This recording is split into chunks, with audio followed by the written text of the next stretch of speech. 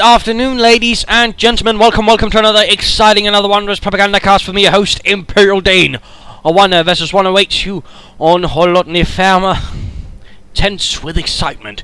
We shall be watching Daniel EFC here fighting for Germany, fighting for the Panzergrenadier Division. Feldherrn Halle going up against him shall be Donniechan of the Soviet Union of the 15th Tank Corps. Points are being secured rather aggressively here. Conscripts quickly following up.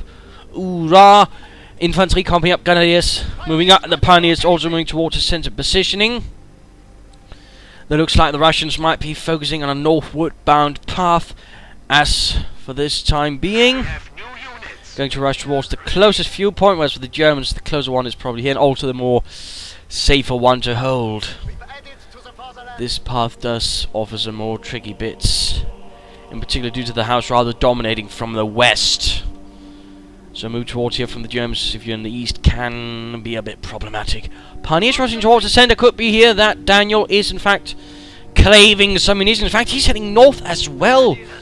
Definitely a bit rarer to see that the eastern play actually goes towards the north, towards the northern viewpoint. Usually you'd see the focus being on the south. In fact, both players are so far utterly ignoring the south, leaving the south to feel a bit unloved, undesired, unwanted, and a bit insecure. But two Grenadier squads out here. First engagement here between the Grenadiers and the Conscriptniki. And we're quickly seeing some more conscripts following up there for Donniechan. For those who might remember, he was a solid Company of Heroes player who always offers up something interesting. Conscripts here might try and make a run for the house. Pioneers bring MP40s blazing into the backs. And there we go. Boris left behind. Body riddled with bullets and insults, neither of which will heal. But there we go. More conscripts. This engagement is really turning sour against the Germans. Grenadiers now moving north. 3 Grenadiers out here for Daniel so far. Pretty heavy infantry start out from Daniel in the face of this. There's Grenadiers facing off here against the conscripts. More conscripts moving up. Pretty aggressive play. I mean, within the first few minutes we are seeing some pretty heavy fighting. Most of the forces all being drawn in. Daniel still holding on. Some pretty ballsy play, but there we go. Realizing the time has come to get the hell out of there. Looking at doctors producing Spearhead, Jaeger Infantry and Jaeger Armor. For the Russians we are seeing Guard Motor, Guard Rifle, Shock Motor Heavy Tactics. That's a bit rarer, but still good to see. Back to Daniel.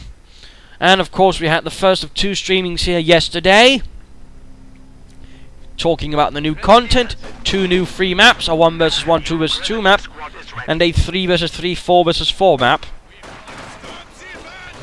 Amongst other things, we've also learned that there will be some new commanders available. In fact, the Theatre of War commanders will now, after Tuesday here, be available for free for everyone. So that will be 6 new commanders all in all for free right away on Tuesday, if you have the game. And if you don't, I mean, there's a great sale now going on Steam and Gamersgate and probably some other sites as well.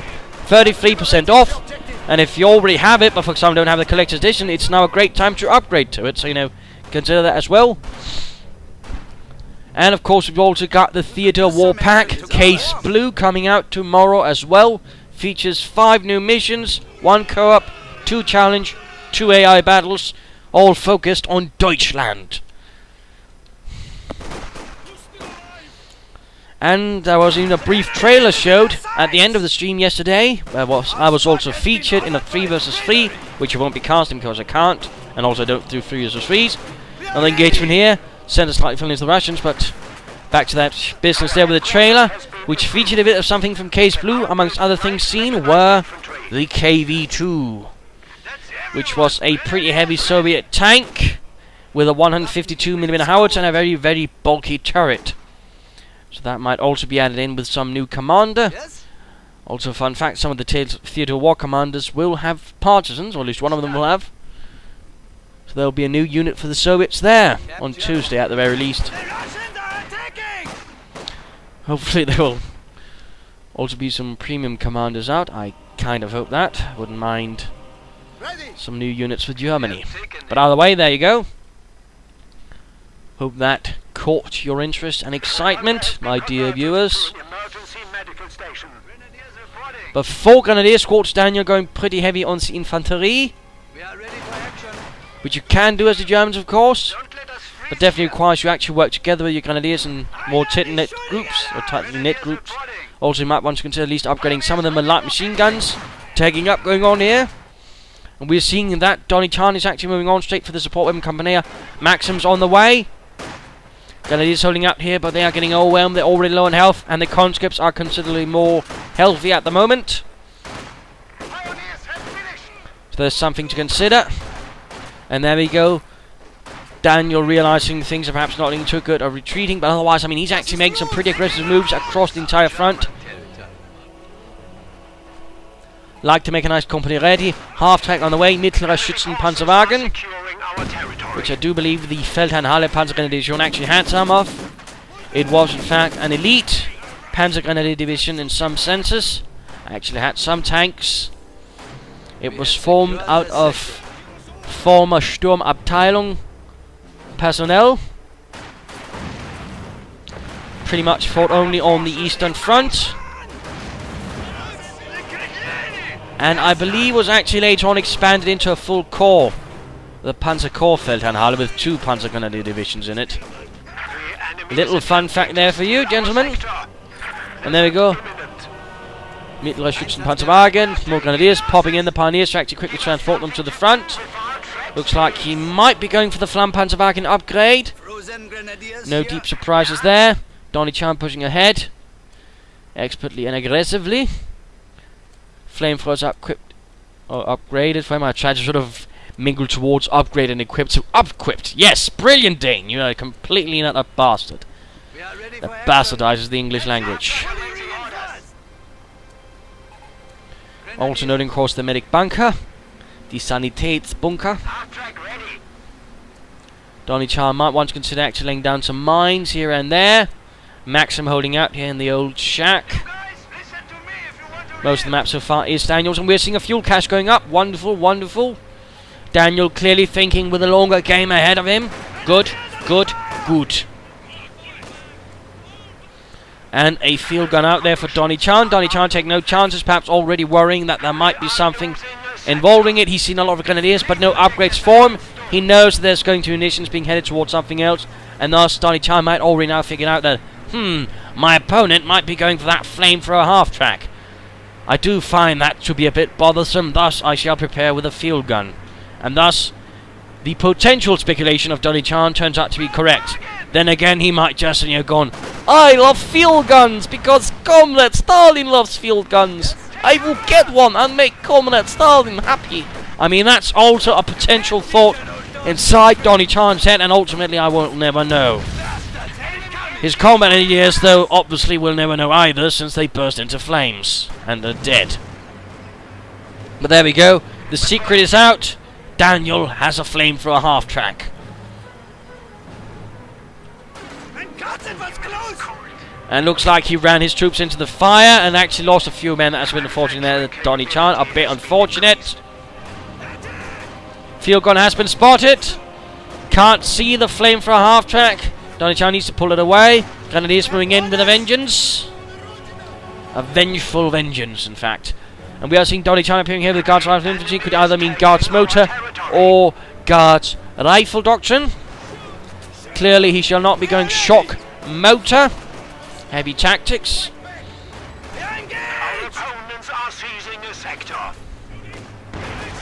But Guards Infantry. Oh, field gun smashed.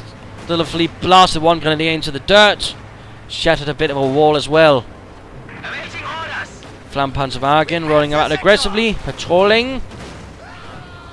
Bursting communists into flames.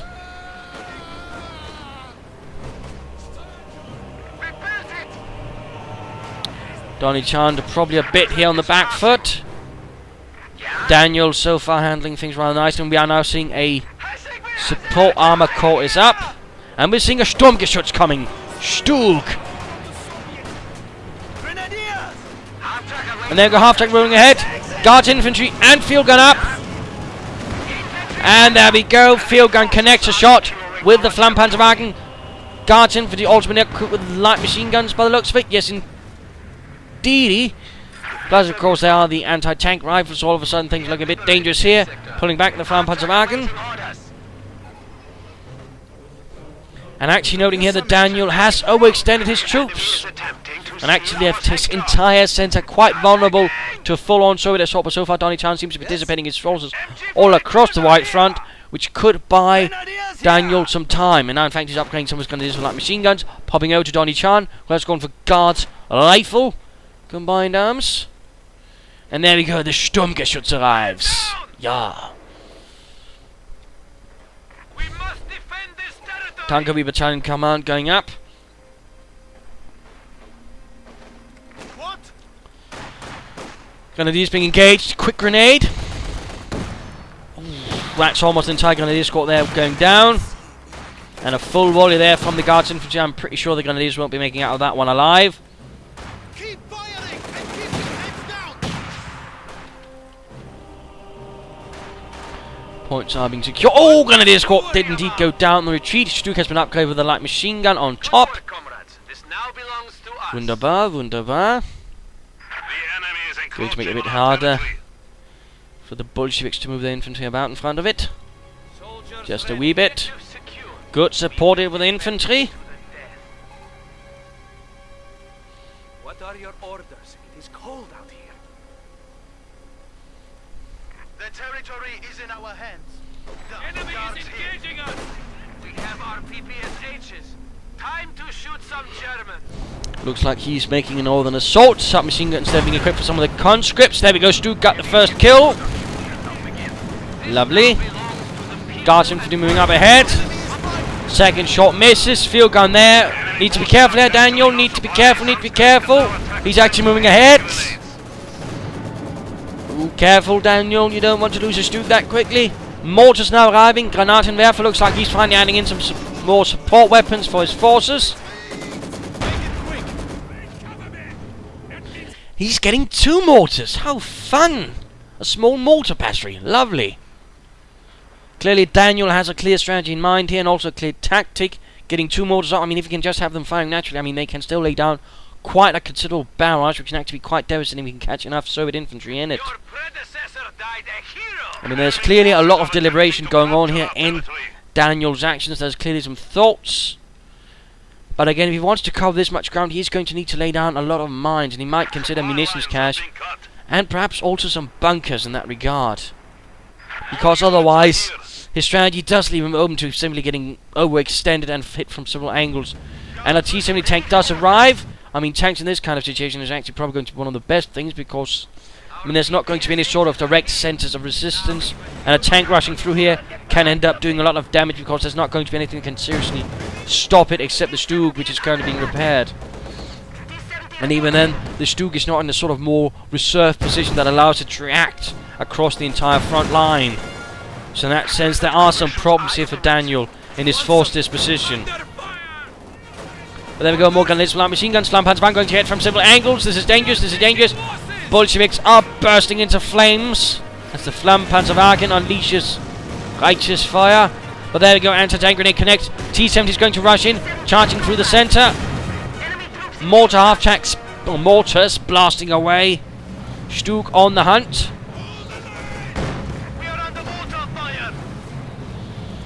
Stug rushing ahead. Bit of fuel here lacking. Donniechan himself could benefit from a fuel cache if he so desired. Right around here would be a good spot, or there. Just a suggestion anyways. T-70 staying at a good, respectful distance to the Grenadier so he doesn't get panzerfausted. If it does, the Stug's going to hunt down, and the Stug has actually suffered engine damage. In fact, the T-70 could actually outdo it now. Oh no, Daniel's actually making a bit of a bump mistake here. I mean, he's actually rushing in the Stug with a damaged engine after a T-70 light tank. This could actually be a great opportunity for Donniechan to knock out the Stug. I mean, Daniel has been sending his Stug without any support at all. Although we do see another Stug here. Donniechan didn't go for it, and I think that was actually a bit of a considerable mistake here from Donniechan. He could have gotten that Stug, I'm confident of it. Either way, though, he continues, and of course now striking north, which is now undefended. mortars undefended, and they're also freezing up. And there we go, one mortar out. The problems are piling up here for Daniel. Again, the lack of a more central point, a Schwerpunkt if you will, as the Germans call it, that is a main point of effort, is rather hampering him. And there we go, T-78 is getting caught. Can he not maneuver? No, it's... Oh, he's trying to get away. But he's doing it so in an angle that's going to leave it easy for the Duke to knock it out. Bit of a bum mistake there from Donniechan. It was close. But now we do see that Daniel's force a bit extended, although we are seeing he's also pulling towards the south here, with several damaged vehicles which will be easy targets for, say, another T-70, although I think Donniechan should have been setting up for a T-34. And there we go, mining, good, good, good. Unless, of course, you're the German, in which case you're going 999. Once you find out, of course, about the mines. 9 mine. Anyways, a second field gun up. Donniechan obviously worried about Soviet armor. Conscript charging straight to the near. Stuke slowly turning about like an overloaded merry-go-round. And we are seeing an assault going in here. We're seeing also he's trying to cut off any retreat path with the field guns. He's trying to catch the damaged vehicles here. Nice idea there from Donniechan. Field guns are firing away. Field gun down. Flammpanzerwagen down. Stuke is the next target. Pioneers not trying to repair. Looks like he's just given up on that. Daniel moving forces towards the north. He could try and actually mortar this area, but again he's not bothered really. Bit of a shame that.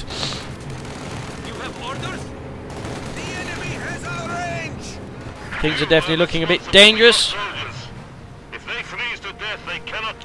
And I do believe it's time for the mid-game analysis. Current situation is, while Daniel is holding most of the map, on the other hand he's suffering some bit of a problem here. Donniechan is launching in some rather serious counterattacks, and again the way that Daniel's forces are currently dispositioned is leaving him quite vulnerable to a full-on assault from Donniechan, who is striking him here and there, which is good. And of course the usage of tanks is really causing some serious disruption to what is already a slightly disorganized force here from Daniel. In that sense, really doing a good job. And he should basically keep on doing that. He should also get some tanks to provide some more serious threats to the Sturmgeschütz, and basically anything else, of course.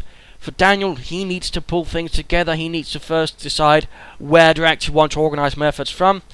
The center usually being a good idea, but he basically needs some sort of strong point to operate everything on, and then from there on establish a front line using mines, bunkers, reserves, thereon. The current way he's finding he's going to lose, because he simply can't really put up a serious fight. He's going to constantly have to react here and there, losing valuable time, losing valuable units. So again, he needs to build up some sort of effort. He also needs to initially decide where to actually want to hold, and also he needs to concede some sort of territory initially, until he can sort of hold what he already has, then push out again. Also needs to do something with the doctrine. I don't think he's actually chosen a doctrine yet. In fact, he hasn't. I'm quite disappointed in that, and that would actually also be a good idea for him to actually get a doctrine out and get something out for it. And again, schnell.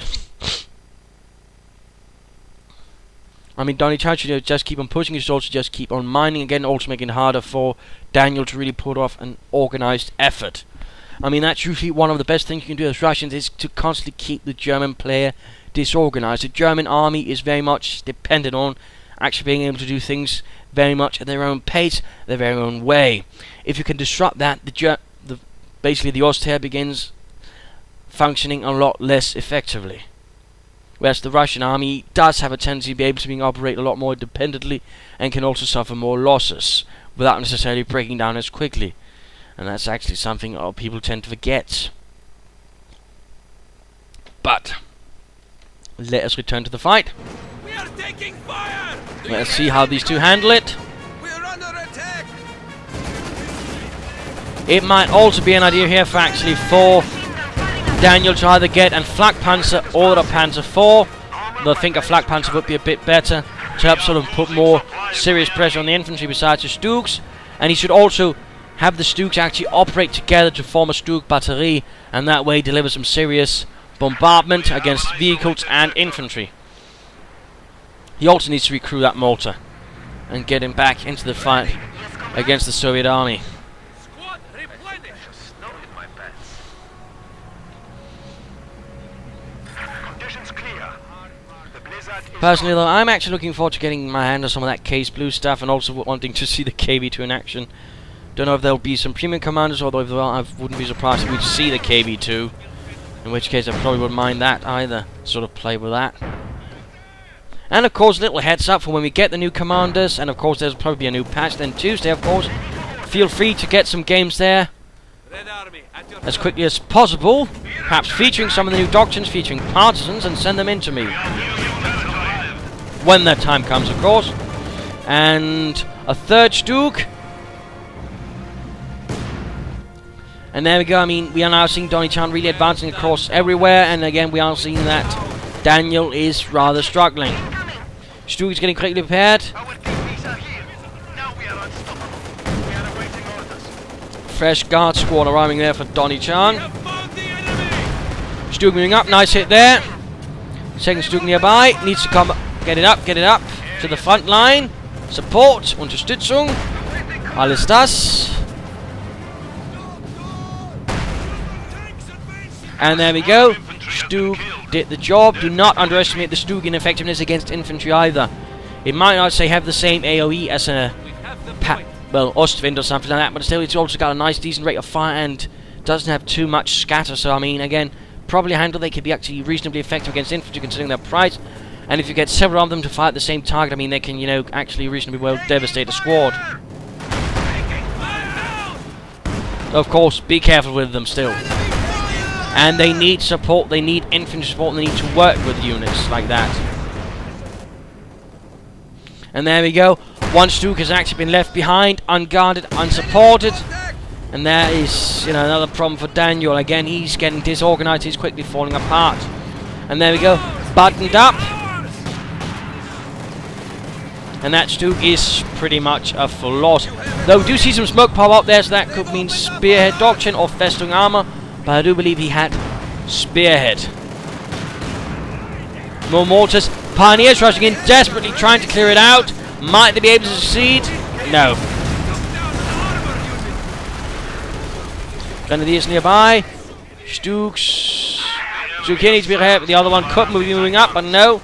Doesn't quite happen. T-70 rolling in. Mortar rounds falling in. Mortar crew reacted and quite a bit of damage. And time to look over at Daniel, who has in fact gone for Spearhead, but I can't help but feel it might be a bit too late now. And there we go. T-70 down. Nice hit there from the Sturmgeschütz. And these Grenadiers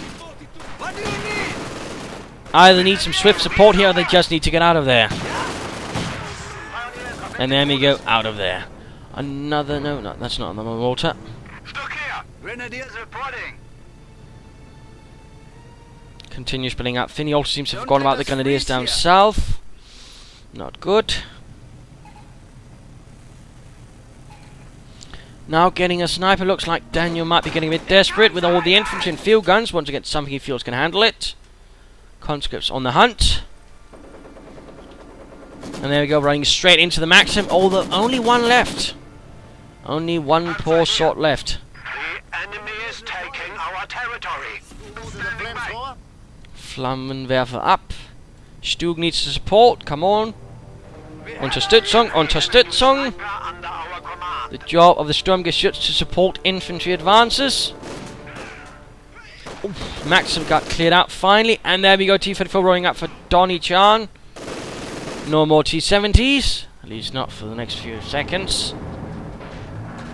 Frozen Grenadiers here. Come on, Daniel. Schnell, schnell. Standing by. And there we go, the sniper also arrives. Sniper bereit. Yeah. Come on, Daniel. One would almost think you're losing a bit of hope there.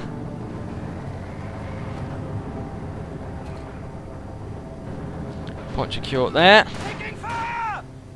Grenadiers quite strongly consider leaving the place, and there we go as well.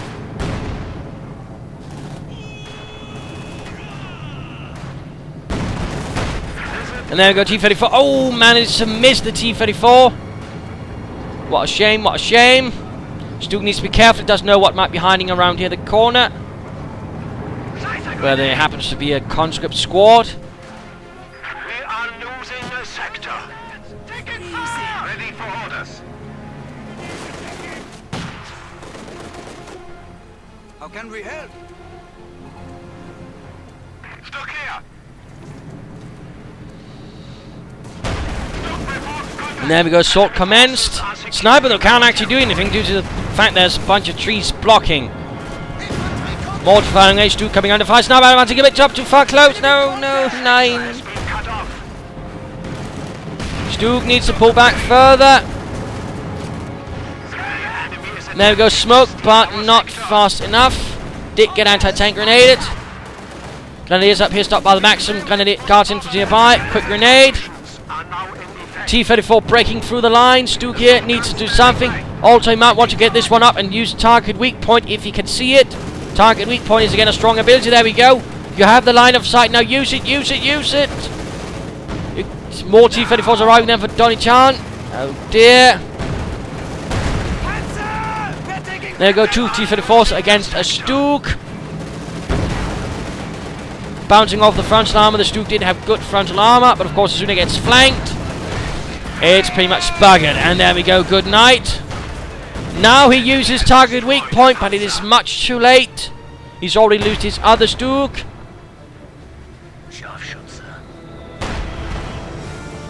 Not looking good for the Feldherrnhalle. Another Stuke arriving. Troops are dying in the corridor. We have 200 points remaining. But I'm not sure this can actually be salvaged anymore. By Daniel. Pioneers ready for reinforcements complete. Stuck here. Pioneers awaiting orders. A pack on the way. He hadn't had one before, but now he probably feels so desperate he needs one. Barely holds any parts of the map. Mines going up there. Good job, Donnie. Good job. You need something? Stuke 3 ready to deploy. Quick advance there. Has been installed. New anti-tank gun has arrived.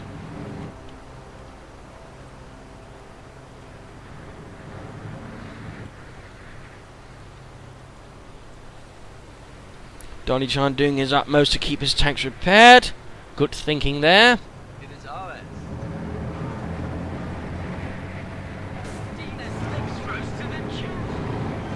Yeah. Will Daniel be able to salvage victory from this? He's got a Stuke almost veterans, so there might be some hope there. Grenadier sending him without support. Although he might be using it to bait in all the conscripts straight into the sniper, and of course the 2 veterans, the 3 Grenadiers, with light machine guns, which should actually offer a lot of firepower.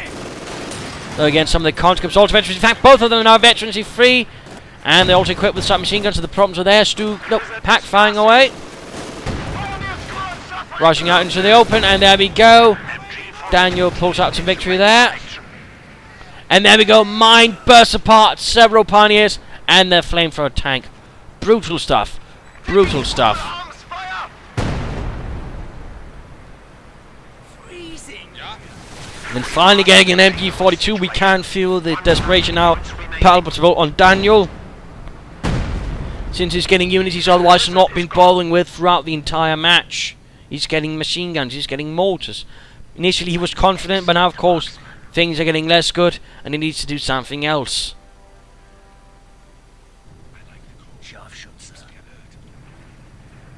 Stuck here. That's it. Fully reinforced. The enemy is taking our territory. We must stiffen our Quiet. resolve. We are down Again. to 75 points. Stuke's not really being used for anything either. Territory is out of contact. Our opponents are And there go T-34 running down south, catching some German infantrymen. Stuke's advancing, rather viciously ignoring the guards infantry, exposing their flank, and there we go. Anti-tank routes firing into it. Not really good. Popping smoke. And there we go. Board is down. Guards infantry taking some nasty losses. Sniper adding into the menace as well.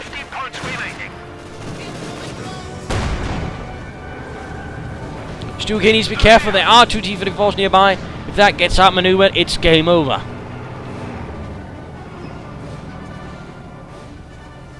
Which again is why you want infantry nearby, to always check the path in front of it, and perhaps also ensure there's no nasty surprises around the corner. There we go, target weak point now. Can it do it in time? There we go, and Veteran T2. Points are ticking down, this is not looking good at all. Also might want to move it slightly so he doesn't get hit there by the field gun. Which is now Veteran T3, by the way, not really good. But there we go. T-34 down. Front line utterly collapsing, disintegrating even.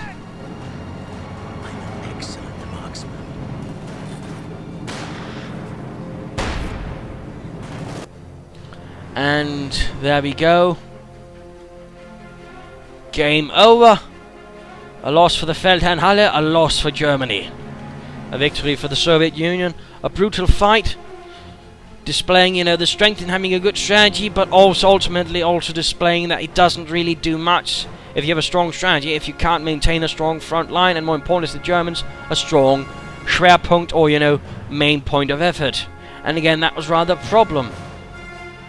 Daniel, for all his, strong play in many regards, was too disorganized. He had too many openings, which Donniechan, as a good Soviet player, was able to take advantage of, rushing in with tanks here and there, causing a lot of trouble, disrupting Daniel's formations, his forces, and doing a lot of damage, and ultimately pushing him rather far back. And he lost a lot of Stuks because of that, and in that regard, he really should have been supporting his Stuks better. He didn't, and that rather cost a lot of them to be lost in some cases, not to good measures. I mean, this one was the one that did the best, which is a bit sad. So, some problems there. The mortars were a nice effort, but again, there were some problems, and again, he probably should have mined this area with some teller mines. That's usually always a good spot to do on this map, by the way. So, also the doctrine being chosen this late was not really good either. But there you go, hope you enjoyed this match, hope you learned a thing or two. If you did, why not subscribe to your friends? If you didn't, well, why not send a replay and provide some feedback in the comments. Replays, of course, always welcome. So, comments, this is Imperial Dane saying cheers.